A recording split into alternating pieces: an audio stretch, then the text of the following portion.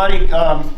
Good morning. Thanks. This is a history, an odd history for lunch that we're doing on a Saturday, so I appreciate everybody coming out. We usually run these on Thursdays. I'm Brett King. I'm the director of the museum. I'll give a little bit of background on kind of why we started. We're going to do this. Everybody knows next year on July 4th, 2026 will be the 250th anniversary of the signing of the Declaration of Independence. The Bisesquicentennial. That's, if you can pronounce that, then you're already ahead of the game. The state of Tennessee the State Tennessee Museum has been encouraging a lot of the museums and local, historic organizations to try to do something to help celebrate the lead up to the 250th. So we were sitting around brainstorming, and I said, well, I used to teach this at the Air Force Academy, so why not teach it here? So all I have to do is just, try to dust off the knowledge that I hope I still remember. So if I pause or hesitate a few times, it's because I'm rolling through the memory banks trying to pull this stuff back out. But what I thought we would do is kind of a part of this, is to establish a kind of a series to talk about basically the founding of the United States. 250 years ago, the Founding Fathers signed a document that did fundamentally change the world. And I'm going to talk today about what I'm calling part one, which is the lead up to it. The lead up to the Declaration of Independence. It's not something that just happened out of the blue. It wasn't a spontaneous, spur of the moment kind of event. It was a long series of changes in the world, changes in the relationship between the colonists and the way the British Empire was expanding. Shortly after the year 1763, which is where we're going to start here, there was a fundamental shift that took place between the relationship between the American colonists at the time and the British Crown back in England. And one thing to remember is that as we were leading up to the Declaration, remember these American colonists, we call them American colonists, they considered themselves British subjects. They weren't quite thinking of themselves as independent colonists yet. They were looking at a legacy since 1608, when Jamestown colony was first established in Virginia. They had been living and immigrating to and building up industry and building homes and growing farms for over 100 and, if I'm doing my public math right, over 140 years. So they had a set way of life that they were living. They were far away. They had this giant 3,000-mile ocean that separated them from England. They were still loyal to the crown. They still considered themselves British subjects. But Britain, it was way over there, right? So at the end of the French and Indian War, which we'll talk about here in just a second, Britain found itself in debt. They were heavily in debt as a result of that war. And they started clamping down on the colonists. And it was kind of like I guess a good analogy is to use, you let your kids run wild for 10 years, and then eventually you get tired of it and you start imposing rules. What do your kids do? Okay? Yeah, they rebel.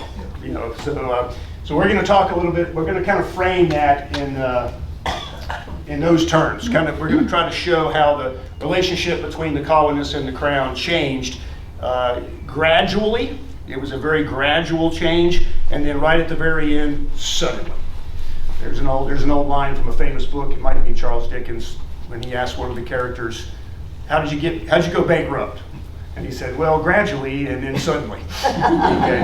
So that's kind of how the American Revolution came to be. So this is a famous picture. Anybody know what this picture of? Washington's crossing of the Delaware, right before he invaded and attacked the British troops, mostly Hessian troops, which were German mercenaries, at Trenton on Christmas Eve of 1776. We're going to get into, when we start diving into the Declaration, some of the grievances the colonists had was this idea that the British king was hiring mercenaries, foreign troops, to come to the United States and enforce British law and fight against the colonists. Chances are Washington was not standing up in the boat. just so everybody knows, he probably wasn't doing that. It was sleeting. It was cold. He and his men were probably hunched down in the boat with a cover over their heads. Not just to stay warm, but for cover. They didn't want to be discovered. So we're going to start, like I said, from the year 1763, which was the end of the French and Indian War. So what was happening in the colonies following that war? Great Britain had just pushed the French out of the colonies. So the French were gone. The French and the British and the Spanish had all been colonizing the Americas since about the mid-1540s or so, when Hernando de Soto and a lot of the explorers started to roll through, especially this area. And as a result, when the French left, it was a big victory for the British. The American colonists actually fought with the British against the French here in the colonies during this war, this 7 Years' War. It was mostly a European war that Britain was fighting against France, but some of it spilled over into the colonies because both nations happened to be there. And after that was over, Britain found itself in about 140 pounds in debt. That's pounds as in British money, not weight. So if it was weight, that wouldn't be too bad. But so they had to figure out a way to pay for it. Now, the colonists at the time had been operating, like I said, pretty autonomously. Okay, it was probably the way the British treated the colonists prior to the end of this war was something along the lines of benign neglect. Okay, it was like, they're over there, they're doing stuff, we're making money off of them, they're sending us timber for our ships, and they're sending us any kind of gold or ores or precious resources that we need, and they're sending them to us, and that's fine, just let them do their thing. But after the war was over, Britain's like, oh my goodness, we've got to figure out a way to pay off this debt. So what they started doing was they started taxing the colonists. Now, y'all have all heard the phrase taxation without representation. There was a lot more to it than just that, and we'll get into some more details there. So as that taxation started kicking in, it really started economically stifling the colonists. So I'll give you an example. So Britain would tax the colonists on trade. So whenever Britain would import or export something to the colonists get there and they're supposed to be customs officers roaming the wharves, collecting all the taxes. Well, they really weren't doing that, okay? And add on top of that, the colonists kind of had a tendency to smuggle in goods from other places, okay? They had a huge sugar trade and a spice trade going with the West Indies. They were getting tea from places other than England. It was all illegal. It was all breaking the law, but England wasn't enforcing it at the time. Well, they started to enforce it, and it started disrupting a lot of the economic life of the merchantmen that were working in and out of the New England ports, particularly. Also, around the same time, there was a kind of an explosion going on in Europe over the Enlightenment. Y'all have heard of the term the Enlightenment before. So Enlightenment ideals, you had a lot of philosophers starting to push back against what you would consider past hierarchical types of governments where you had authoritarian types of rulers and leaders that claimed absolute authority over their subjects. They usually claimed their authority came from God. They were God anointed. And there was these Enlightenment ideas that were starting to pop up that were challenging those notions, such as government should be established for the people. It should be established by their own consent. So those ideas were starting to elevate as well. As Britain started coming in and trying to enforce a lot of these laws, they started using a lot of military power to do it. They were using troops to enforce it. We'll get into some of those details as well. And then finally, as we get closer to the Declaration, things were getting so bad, King George just stood up and said, you know what, I'm just declaring the colonies in a state of rebellion. At that point, it was kind of lost. There's the suddenly part. When the troops start getting involved and they start enforcing, and you have things like the Boston Massacre, and you get the King's declaration that the colonists are in rebellion, any chance at reconciliation is gone out the window. And we're going to see how the colonists tried over and over and over again to try to reconcile with the King, try to talk to Parliament, try to get concessions, and it just started getting worse and worse. The King just said, nope, not even going to talk to you anymore. Parliament was the same way. There were some exceptions in Parliament. There were some men there that were recognized what was coming. And then finally, at the end, the colonists unified. There was an opportunity here to declare a revolution or a rebellion. They were finally able to get unified. A lot of the loyalist sentiment, those are the colonists that still wanted to support the King and Parliament in England, all of that support had finally just kind of diminished and gone away. So we'll start from 1763. Here's a map of what kind of kicks this all off. After the War of the French-Indian War is over in 1763, Great Britain issues something called the Proclamation Line of 1763. What had been going on was, after the French had been kicked out of the colonies, the Appalachian Mountains, basically here, was a dividing line. It's a touchscreen, by the way. It's a dividing line between basically what was then Indian lands, and for our sake down here in Tennessee, this is all Cherokee land. And once the French were left, the British even got the province of Quebec up here, up in the north. There was a lot of, an incident happened in 1763 called Pontiac's Rebellion. And it was a Native American revolt against the American colonists that were settling up here in the Great Lakes region, around the Detroit area. The Ottawa, the Ojibwa, and the Potawatomi tribes up in that area revolted against the settlers that were living up there. They attacked the settlers' villages, burned a lot of their forts. It was a big war.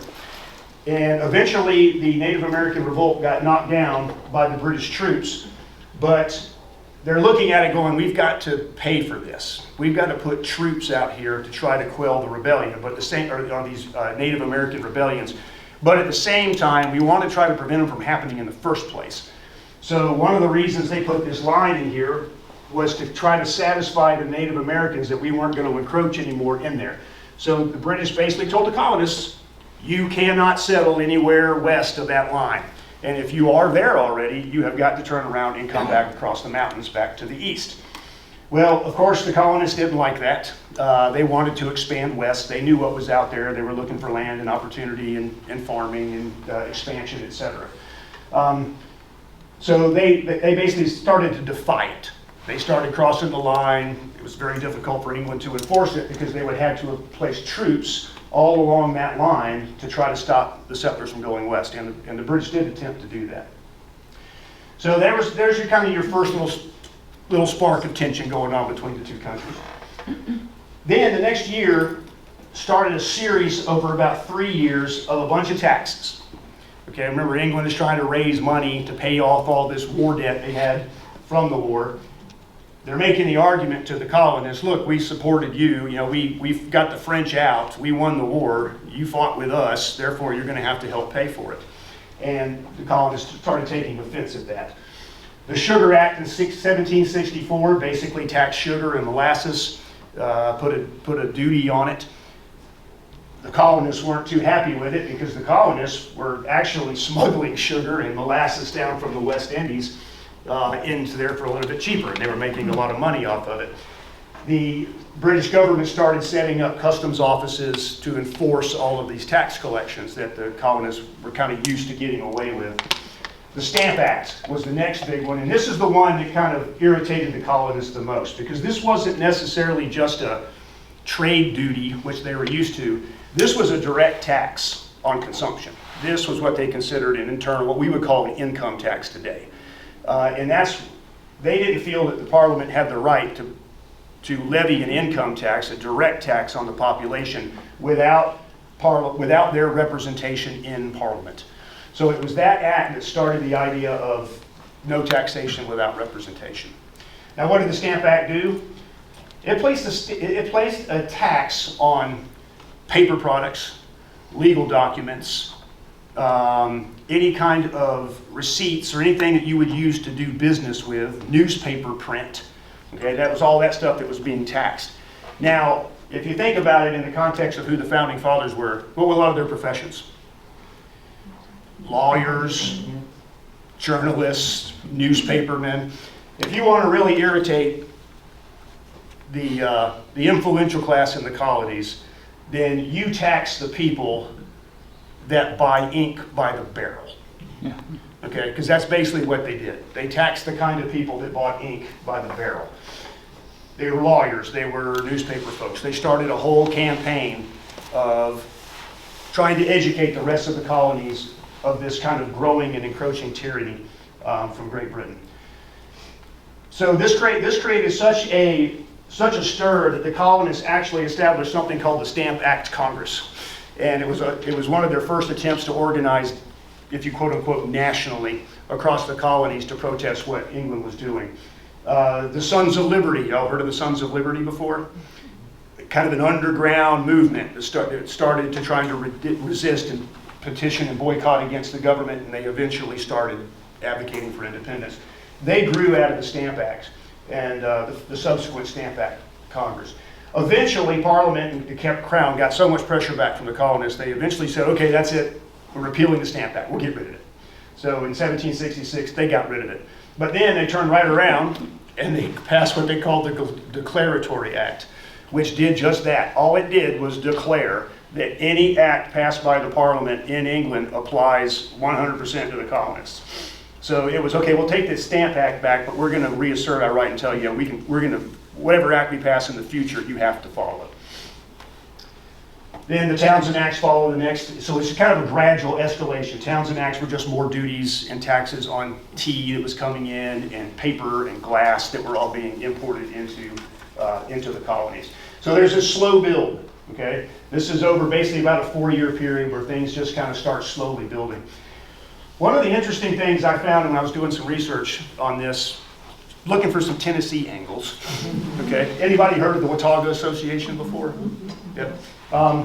So this was going on in 1772, right around this, just a little bit after when the tensions start to boil over. Remember we talked about the 1763 proclamation line? John Sevier, you know, from famous Sevierville in Sevier County, first governor of Tennessee. He had led a group of people across the mountains into an area which is around modern-day Elizabethton up north. And so you can see, here's the Little Tennessee, back when it was called the Little Tennessee, the Pigeon River, French Broad. This is all a series of settlements west of that 1763 line that John Sevier went with a bunch of other people and set up as an autonomous, self-governing state, if you would, or association is what they called it. This was one of the first attempts of trying to establish an independent self-governing colony or a state outside of what the confines of the original 13 colonies were. When he was out there, and this defied the Proclamation Act. Great Britain actually said, this is an illegal settlement, y'all need to disband and move back across the mountains. The British went as far as arming some Cherokee warriors out there to attack these settlements. So they started attacking the Watauga settlements, burning dozens and dozens of towns. Eventually, before I get to there, in July of 1776 is when this began. Dragging Canoe, everybody heard of Dragging Canoe, the famous Cherokee warrior. He was leading these attacks. They were receiving arms from the British Crown. They were trying to force these settlers to get back across the mountain. Watauga, of course, organized, counterattacked, and kind of restored the security and the safety of their region out there by putting down the Cherokee attacks. They broke out or went south and marched as far as Tellico to basically attack the Indian forts and the tribes that were there. But eventually it all settled down and it stopped. Go ahead. Do you mind? I don't want to. Sure. Okay. So did the colonists, or whatever you call the people that lived there at that time, did they know that the British were behind this, or did they just assume it was the Native Americans? They knew, because remember at this time as well, the British had stationed troops all along that proclamation line. So there were. But I mean, they knew they were the ones arming the Yes. Cherokees. Okay, Yep. thank you. Yep. Whether that arming was sanctioned by the government in England or not, I don't know, but it was happening along that line. The British troops were stationed along that line trying to keep the settlers out. When they got there, somehow the Watauga folks got through in 1772 to establish this. So I'm sure the British troops and the army knew that they were over there. Were they not already there when the line was drawn? The line was drawn in 1763. There were sporadic settlers all over the place west of that line, but the Watauga Association itself wasn't established until 9 years later. Okay, Yeah. They made a point that, hey, we're here and we're going to create a state and be self-governing. There was another attempt in the same region with the state of Franklin. Later on, it was after the Revolutionary War was over. I'll talk about that in a future lecture, so, depending on how this one goes. So I just wanted to use this as an example. I thought it was apropos with talking about the proclamation line and having one of these settlements in Tennessee, what's present-day Tennessee out there. I'll try to weave in any Tennessee lore I can find. So now it's going to start to escalate. 1768, Great Britain sent troops into Boston. Now, kind of the heart and hub of economic activity in the colonies back in those days was in New England predominantly. Philadelphia up to about Boston. That's where a lot of the mercantile trade was going on. And it's kind of where the sentiment of rebellions really started. So the British stationed British troops in Boston to basically enforce these laws, to enforce the acts, to make sure that the colonists weren't acting in rebellion against the laws that were coming out of Great Britain. And it kind of culminated at a point in 1770 with the Boston Massacre. Now, what happened there was British troops standing outside a custom house in Boston, and they were protecting it. They were defending it because there was an angry mob of angry colonists outside. They were taunting the British troops. They were throwing rocks. They weren't peacefully protesting. It was getting a little bit out of hand. It was a very cold winter night. It was snowing. And as those tensions started to escalate, so one thing led to another, and one of the British officers felt threatened, or one of the British troops felt threatened, and fired his gun, fired his rifle, which triggered all the other troops to fire theirs, and they killed several, 5 to 10 colonists dead right there in the street, including some young boys, some young kids. And it sent Boston into an uproar. And by the time they were trying to get all this settled down, there was a young lawyer. All these British troops had been arrested and put in jail, and there was a lawyer there, a local lawyer in Boston. Nobody would defend the British troops. Nobody would. They're like, no way. I'm not putting my legal reputation on the line by defending those evil British redcoats. Except one man did. Anybody know who it was? John Adams. Yes, John Adams. Yep. So John Adams stood up and said the law applies to everybody equally. We're still all British subjects, okay? And this is the way it's supposed to work. We're complaining about the way the British are executing their legal system. We shouldn't be doing the same, committing the same wrongs. We ought to do this the way it's supposed to be done. So he defends them, and actually successfully defends them. They ended up being acquitted of murder, which is what they were charged of. They were put on a ship and sent straight back to England, though. They didn't stay there. Smart move on their part. Subsequent to the Boston Massacre, now you start seeing the real organization happening across the colonies. The Committees of Correspondence were formed, which is basically, it was a governmental sanctioned committee, if you would, that was responsible for getting all of the colonies, not just up in Boston and Massachusetts, but all the way down to Georgia, all the colonies starting to talk together. They're starting to correspond. They're starting to let everybody know what's going on. They were sending letters and messengers down to places as far south as South Carolina and Georgia, telling them about what happened at the Boston Massacre. They're trying to get the word out. Okay, they couldn't text, so it's easier to do it that way today. But that was the limitations of their communication, so they had to start setting up these networks. Brett, Yep, Charles. when you mentioned that John Adams successfully defended the British against the murder charge, what court was that held in? What established court was that? Well, it was a court established by the governing authority in Massachusetts at the time, over in Boston. So it would have been a British court. It would have been a British court. That's where their authority would have come from. But the jury, of course, was all locals.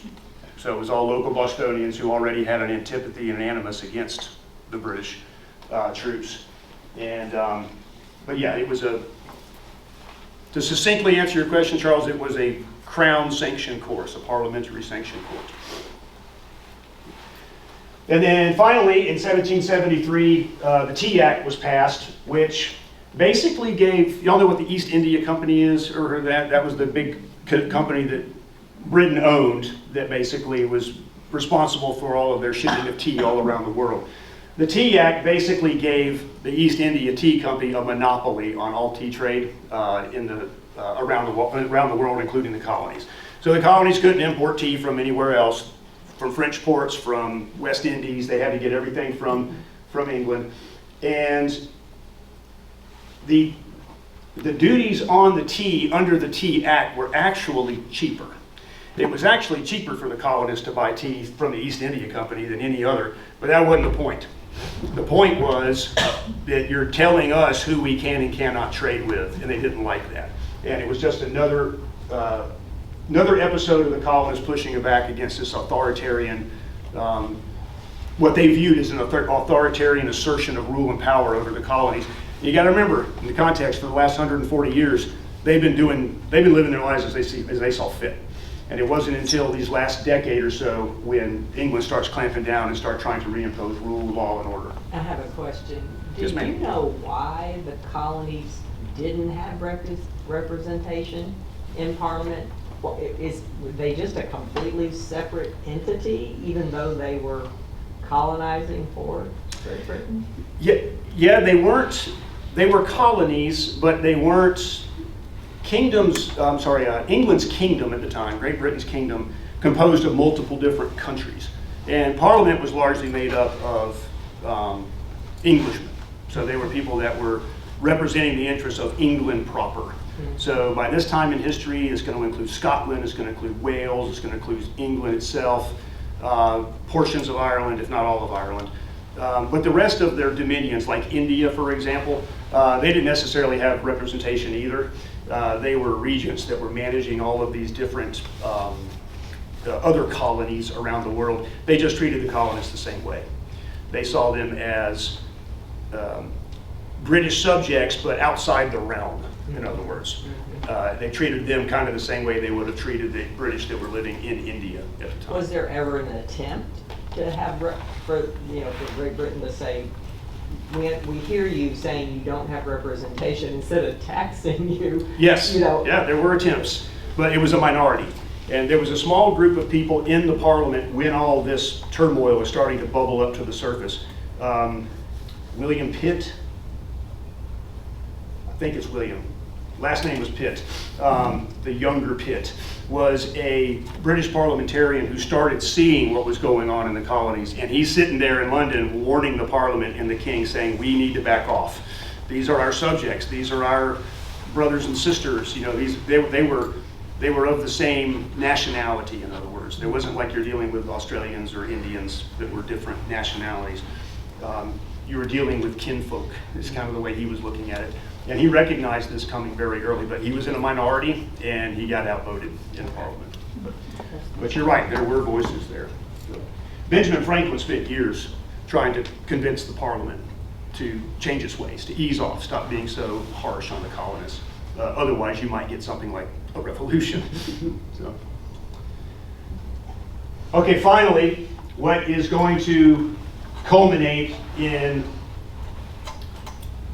a unification and a final desire, the straw that breaks the camel's back, the tipping point, whatever analogy you want to use for it, where the colonists are going to now declare independence. So what happens in 1774 is Great Britain is starting to have enough. They're getting tired of all this, and they pass what's called the Coercive Acts. The colonists called them the Intolerable Acts. One of the things this act did was it forcibly shut down the port of Boston. That is the lifeblood of not just Massachusetts, but New England. And the British came in and said, we are shutting down your port. We're establishing custom houses everywhere, all up and down the coast, where armed soldiers with customs officials are going to enforce these taxes. We are going to ramp up our vice admiralty courts. This was a British court system that only had one judge and it had no jury. And the judge was paid by the Parliament and the King's purse. So there was no what you would consider a fair trial to be had when it comes to enforcing these taxes and duties. So that was a little bit too much. It generated the call for the First Continental Congress. This is the first official body that the colonists called a Congress, which is outlawed, of course. The British won't let them do it. They've outlawed all assemblies. They shut down the New York General Assembly. They shut down the Massachusetts General Assembly. We're not allowing the colonists to assemble for governmental or political purposes. And the First Continental Congress is established to basically say, all right, we're making it official. We're going to call ourselves a governing body, and we're going to dictate as much as we can to the rest of the colonies that we're going to boycott England. We're not going to take their trade. And we are going to petition them over and over again to reverse course, to change their ways. So the colonists are still trying to get England to turn it around. still trying to get them to say, to back off and repeal a lot of these more obtrusive acts. But again, it's just going to get worse because England's going to ignore them.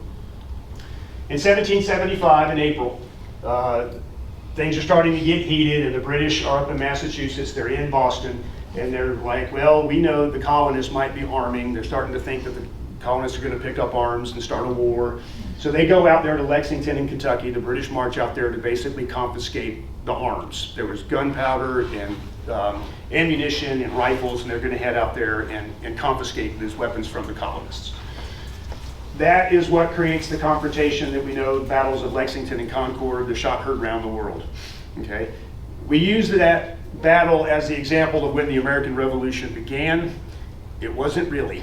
Okay? It didn't quite begin yet. We're over a year away from declaring independence. Okay? Lexington, Concord, important battle. It really escalated things between the colonists and the crown, but it wasn't the battle that started the revolution, but it is the first battle in what we call the Revolutionary time period. Shortly thereafter, the Second Continental Congress convenes in 1775. And it will be this Continental Congress, the second one, that will be the one responsible for drafting and declaring the Declaration of Independence. So what you got to do now at this point is you got to start galvanizing the American public, or the colonists in general, the public. You got to get them a sense of unity. You got to kind of convince them, hey, look, reconciliation with Great Britain is gone. Okay, they're not going to help us out. They're going to keep oppressing us. You know, they're rejecting all of our petitions. The king himself has declared us in a state of rebellion. We've crossed the Rubicon. There's no going back. So a very influential pamphlet in the early 1776 in January by a man named Thomas Paine. He wrote a pamphlet called Common Sense. And he basically outlined all of these oppressive actions that the king had been taking, in the parliament, had been taking against the colonists, and he put it in language that everyday Americans could understand. Okay, it was pretty direct. I mean, he called the king a brute, you know, and then back in those days, you don't insult the king, the crown, the way that Thomas Paine was talking. But the rest of the colonists really started paying attention to what was going on. And that Common Sense pamphlet, it reached a circulation of 150,000. They sold 150,000 copies of that in the colonies in the late 1800s. That is a lot. I didn't try to tell you what that would look like today based on America's population, but that would be an extraordinarily high level of circulation for that time, that day and age. Shortly after, in June, Richard Henry Lee, he was a Virginia representative in the Second Continental Congress, and he issued and got the Congress to accept this famous Lee resolution that would be the foundation and the motivation for turning that resolution into what would become the Declaration of Independence. They passed this resolution that claimed that the colonies, quote, are and of right ought to be free and independent states. And the Continental Congress voted to approve that resolution, which is what led them to appointing the Committee of Five, which we'll get to here shortly, that will begin the drafting of the Declaration of Independence. So that was passed on the vote for independence happened in July 2nd, 1776. 3 days later, the Declaration of Independence was actually adopted. We're going to get into some of the mechanics, because some of y'all have probably heard that the 4th of July is not the real Independence Day, it's actually the 2nd of July. 2nd of July is when they voted for it. The Declaration of Independence was adopted on July 4th, because there were some revisions that took place between the 2nd and the 4th that we'll get to. The Continental Congress was not kind to Thomas Jefferson's ego. They spent 3 days going through that document, and they cut about 25% of it. We'll talk a little bit about that in a minute. So, Committee of Five. Y'all know who that is, right? That's Thomas Jefferson. Thomas Jefferson, John Adams, Ben Franklin, Roger Sherman from Connecticut, and Robert Livingston from New York. Those 5 people were selected by the Second Continental Congress to go draft this thing called a Declaration of Independence. We want to put this in writing. Thomas Jefferson was added late So the originals that they had already was John Adams, Benjamin Franklin, Roger Sherman, Robert Livingston came on a little bit late. But what do you notice about where they're all from? Adams, Massachusetts, Franklin, Pennsylvania, Sherman, Connecticut, Livingston, New York. Where's the Southern representation, right? So they brought in Thomas Jefferson from Virginia, which was one of the largest colonies and one of the more influential ones at the time. But they also brought him in because he had a reputation for being a very eloquent writer. He had written a lot in his life, and people were very impressed with his writing style. And initially they were thinking John Adams would write it, but John Adams himself said, no, I can't write it. I have way too many enemies. I'm a cantankerous old man, and I can't write as well as Thomas Jefferson. So yeah, don't pick me. Benjamin Franklin wasn't going to do it. He's still suffering from gout. He had some health issues at the time. Roger Sherman would play a very prominent role in the Constitutional Convention about 13 years later. But at this point, he's just there to represent Connecticut as an observer. Same thing with Livingston. New York was on the fence about this whole Declaration of Independence thing. So they put this Robert Livingston on there just to keep an eye on the committee to make sure they could pay attention and see what they were doing. So they convened to write the Declaration and start drafting it. They're appointed on June 11th. By June 28th, Thomas Jefferson submits his first draft. Okay. The Committee of Five, when they got it, they largely approved it as it was. Okay. When Jefferson wrote it, there was a lot of high language in it. There was a lot of very personal attacks against the king. Okay. It was kind of a barbed spear that was jabbed right at England. But the committee itself said, well, you know, we probably need to tone this down, but we're not going to do it ourselves. We need to put this forward to the entire Continental Congress and let them take a look at it. Because it's not just us that want independence. We have to speak for the entire, all 13 of the colonies. So they largely approved the draft as is with only a few stylistic changes. Franklin, for example, was the one that changed the, you know, we hold these truths to be self-evident. Jefferson originally said sacred and undeniable. So they wanted to make it less religious sounding from the sacred part, and he wanted to make it a little bit more universal. So he picked the phrase self-evident. But that was pretty much all they did. However, when it got to the Congress, I can only imagine Thomas Jefferson squirming for 3 days as he watches what he considers his finest work just completely, you know, changed and manipulated and edited from a bunch of people that he didn't respect quite as much as he respected himself, put it that way. But the delegates cut out about 25% of the original draft of that. They softened some of the more personal attacks on the king, like I mentioned, kind of toned it down a little bit. There are 27 grievances, okay? When Jefferson wrote the Declaration of Independence, he wasn't just declaring independence, he was making a declaration of why we were breaking free. He had to give reasons. It could not seem like it was being done arbitrarily or on a whim. He had to outline exactly what the king and the parliament had been doing to the colonists to justify such a step. So he listed out 27 of these grievances. I'm going to put them up on the slide here in a minute. But there was a 28th one that he included that did not make it into the Declaration of Independence. And I think this is interesting. Jefferson had an anti-slavery clause in there because they recognized early on that what they were trying to do, these Lockean ideals of men being created equal and social contracts and natural rights, was completely at odds with the institution of slavery. They knew it. The problem was they couldn't really do anything about it. They had to, in the end, they had to prioritize unity of the colonies over realizing this Enlightenment goal. So they recognized it, but here was the grievance that he had in there that got cut. He, talking about the king, and this is Thomas Jefferson quote here, he has waged cruel war against human nature itself, violating its most sacred rights of life and liberty in the persons of a distant people who never offended him, captivating and carrying them into slavery in another hemisphere, determined to keep open a market where men should be bought and sold. That was the longest grievance of the original 28.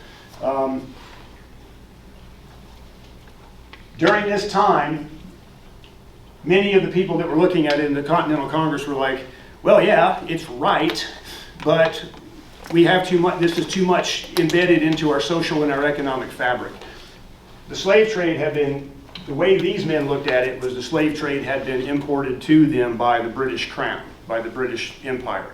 They were the ones that were transporting slaves to the colonies.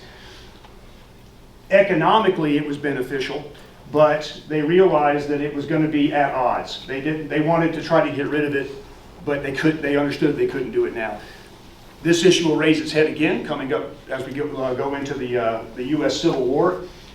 But I think it's interesting. They were just to point out that they did recognize that this issue was there back in the early founding days. There's one more point I was going to make about it, and it slipped my mind. If I come back out of sequence, that's why.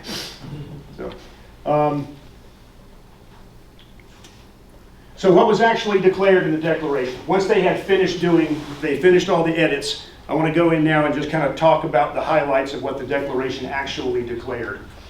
So this is the beginning of this, the preamble to it. When in the course of human events it becomes necessary for one people to dissolve the political bands which have connected them with another, a decent respect to the opinions of mankind requires that they should declare the causes which impel them to separation.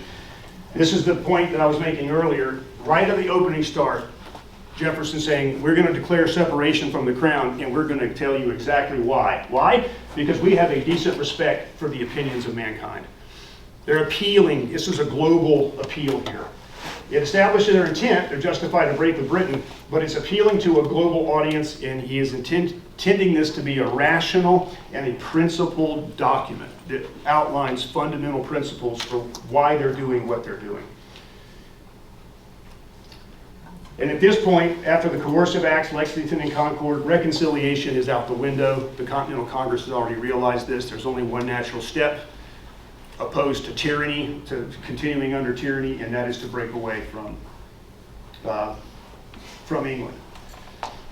Who's that handsome man? Anybody know? John Locke, that's right. John Locke was a 17th century philosopher that played heavily on Thomas Jefferson's writing of the most famous passage, which we're going to read here in a second, of the Declaration of Independence. We hold these truths to be self-evident. This is a statement of kind of the most powerful aspect of it, which is the statement of natural rights. John Locke he didn't necessarily come up with it, but he was one of the more articulate and studied philosophers of the day on this idea of natural rights and what we call the social contract. I have a short little synopsis of the social contract. Y'all have heard of that before, I'm assuming, which is kind of the foundation of governments that are dependent upon the consent of the governed, such as ours. He says men, being by nature, so this is by nature, it's not something governments give you, this is something all men are just naturally imbued with. They are free, equal, and independent. No one can be subjected to the political power of another without his own consent. So there's that idea of the consent of the governed. To protect their natural rights to life, liberty, and property, Jefferson changed that to happiness, life, liberty, and pursuit of happiness. Men enter a social contract, forming governments that derive just powers that are justified from the consent of the governed.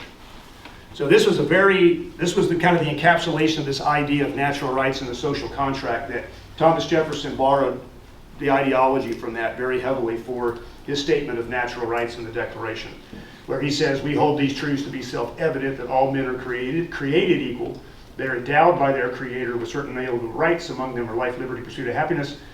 And that to secure these rights, governments are instituted among men, deriving their just powers from the consent of the governed. So you can see some of that language is coming straight out of John Locke's writings. That whenever any form of government becomes destructive of these ends, it's the right of the people to alter or abolish it and institute a new government. Charles. The slaves being used during this period, were they people from Africa? Did that start that early? Or? It did. The slave trade in the colony started in the very early 1600s. So yeah, they were African predominantly. So that statement of natural rights has a few things that are very important to point out. Number one, that he's making a claim here that everybody has, that the colonists and even everyone universally have natural rights. Those rights are not bestowed upon you by a government. You're not relied upon the government to give you the rights. You're relying upon the government to secure the rights. The Creator gave you the rights. The government's job is to secure them, to make sure that they aren't violated by other people, by your own government, et cetera, et cetera. Because that's what they were rebelling against England. They felt that they had certain rights, the same rights as Englishmen that the British Crown did, or the British subjects did back in England. But the king and parliament was treating those rights as something that only the king and the parliament could give them. Okay? So they step back and know there's this new Enlightenment ideal out here now that our rights don't come from a king, they don't come from a government, they come from some higher power, and we're gonna declare those and therefore break away from a tyrannical government. So we have grievances. So this is the majority, 60% of this document is a list of all 27 of those grievances. One of those grievances is, of course, taxation without representation, right? That's, the economic aspects of the taxes. But I found it interesting that it's a very small portion of it. As he wrote the preamble to the grievances, he said, the history of the present king of Great Britain is a history of repeated injuries and usurpations, all having in direct object the establishment of an absolute tyranny over these states. He's making a claim. The king, he is attempting to establish a tyranny over us. To prove this, let facts be submitted to a candid world. So he's shifting the focus now to the king as the primary culprit. He's the one responsible for this. They've been trying to appeal to the king shut them down. They tried to appeal to the parliament shut them down. All throughout this rising period of escalation, they were shifting from the king trying to get reconciliation to the parliament. Neither one of them were helping. But in the end, I think their ire was focused mostly on the king. It illustrates, the list of grievances illustrates a pattern of oppression. There weren't just isolated incidents. Reconciliation was out of reach, as I've already mentioned. And in 1775, they even sent something over to the king called an olive branch petition. It was a petition that the colonists sent over to England saying, okay, look, we're extending an olive branch. Let's calm this down. Let's see if we can start over. Let's reset. The king didn't even read it. He just rejected it. He wouldn't even let it into his chambers. He said, nope, don't bring that in here. And by the time that word got back, they were like, okay, fine. There's nothing else we can do except go our own way. Now, you can't read this eye chart, I'm sorry, but just to give you an idea of the voluminous list that he put together, these are the 27. When it comes to taxation, there's only 3 that are economic, and it is still a touchscreen. There's only 3 that are economic. Legislative is this section here. This is basically the king shutting down legislative assemblies. He was coming in and saying, we're disbanding your parliament, or your House of Burgesses, they were called. We're going to disband all of your assemblies. We're going to disband your local mayor's offices. We're going to replace them with British officials. You're not going to be able to govern yourselves anymore. That was a lot of it. Suspending charters for colonies. They were levying requirements that were inconvenient. Like they would say, Boston, you're allowed to have a committee meeting, but you can't do it in Boston. You got to travel 40 miles outside of town and do it over there. And the Bostonians said, we can't do that. We can't get everybody from Boston 40 miles away to have a meeting out there. Well, the king goes, well, I told you could have a meeting. I'm not denying you the opportunity, but they're just making it extremely onerous to the point where, in effect, you're disallowing the meeting. They were delaying elections, dissolving assemblies, obstructing legislatures. Judicially, they were controlling judges, shielding soldiers. They were not allowing for jury trials. They would take people that were arrested and charged with either tax evasion or trade duty evasion or some kind of other crime. And instead of keeping them there in Boston and trying them by a jury of their peers, they were putting them on a ship, sending them over to England and trying them over there. Okay, so when you start seeing language later on in the Constitution about trial by jury of your peers, that was rooted in a lot of this that was going on in the colonies. And then, of course, military and tyrannical types of laws and acts, like quartering troops in people's businesses and their hotels, putting troops out there on the corner to enforce taxation, the attack at Lexington and Concord, hiring foreign mercenaries, Hessians, Germans. Britain was hiring mercenaries from Germany to go to the colonies and help the British soldiers enforce British law. The Hessians were the ones that predominantly got attacked at the Battle of Trenton. The opening slide, when Washington's standing in the boat crossing the Delaware on Christmas Eve to attack Trenton, New Jersey, that's who they attacked, were Hessians. So, but that's just to give you an idea of all the justifications that they put in this document as to why it was so important to declare revolution, or to declare independence. And then the final paragraphs were a denunciation of George III, a denunciation of the British people. They even finally put in against the Parliament. They said, we tried to appeal to the king, he wouldn't listen to us, he's a tyrant. We even tried to appeal to you, the British people, the Parliament, and, you know, despite our blood relation, you're still not reversing these actions. So we have no other course. And then finally, the concluding declaration paragraph is, we solemnly publish and declare that these united colonies are and of right ought to be free and independent states. There's that phrase from the Lee resolution that was agreed to earlier in the month. In the support of this declaration, we mutually pledge each other our lives, our fortunes, and our sacred honor. So there, that's a, see if I can do public math here. It's about 13 years, not too bad, or 130 if you count the first, all the way back to the original colonization of the origins of the American Revolution leading up to the Declaration of Independence. They've declared independence. Declaring it is a lot easier than winning it. So now we're entering into the most trying time, which is going to be the American Revolution. It lasted for 8 years. You can divide it up into two general periods. Some people like to call it the Northern Campaign, and then the British shift, and they go to the Southern Campaign, where the movie The Patriot was filmed about. That was the Southern Campaign, the second half of the war. But really what it was a struggle for survival. From 1775 to 78, roughly,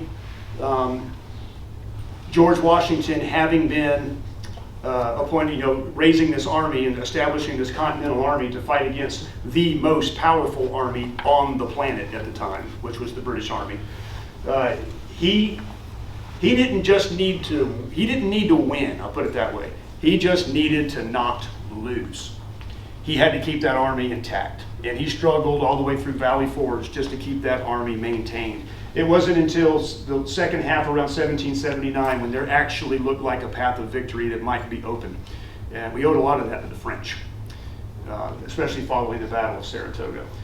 So in future lectures, I plan on we're going to take this Revolutionary War itself next. We're going to split it up into two halves, two lectures, one on the first half, the struggle for survival, second on the path to victory, kind of take us through the end of that war.